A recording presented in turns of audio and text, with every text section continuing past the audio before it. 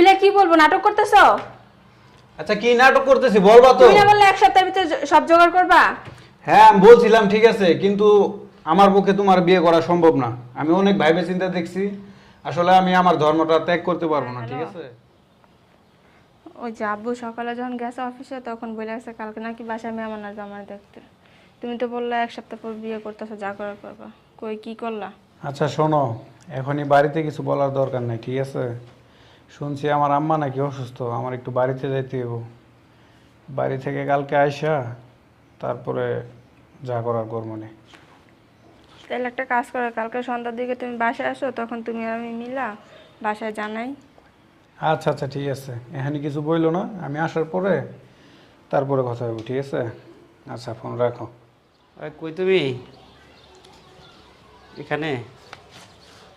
আর শুনো, এই ছেলেটারে দেখতাছি না হরিদাস পালের আজকে কদিন ধরে। আচ্ছা যাই হোক, শুনো, অনলাইন গিয়া কালকে আবার একটা ছেলে আসতেছে, তার মামা আসবে এবং ছেলে আসবে, সম্বন্ধ আসবে আর কি, বুঝছো? হয়তো বা আল্লাহর রহমতে কাজটা হয়েও যেতে পারে। ছেলেটা খুব ভালো, বুঝছো?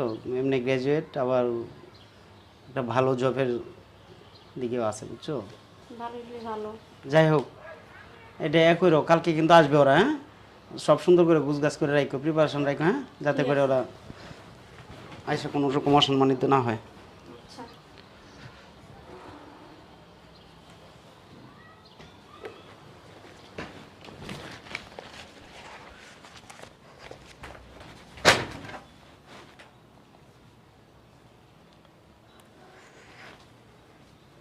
ফোনটা কাইটা দিতেছে কেন বুঝতেছি না। আবার কেটে দিল, কেমন সে কেমন লাগে না, আবার ফোনটা অফ করে রাখছে। কি করি, আরেকবার দিয়ে দিই, নেট সমস্যা থাকতে পারে।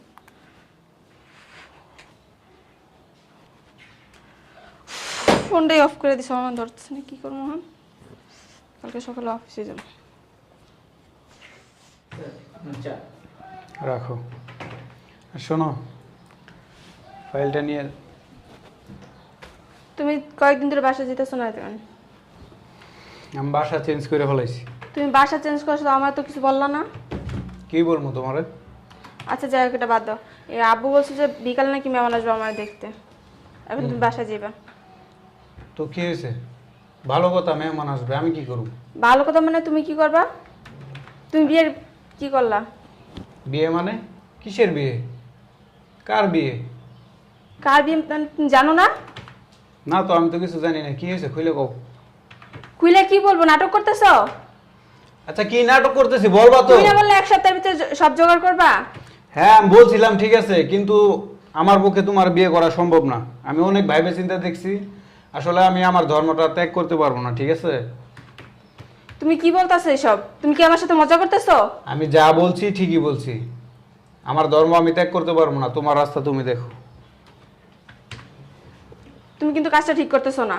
দেখো হরিদাস, তুমি যা বলতেছো ভাইবা চিন্তা বলতেছো, তাহলে এতদিন আমার সাথে কি করছো?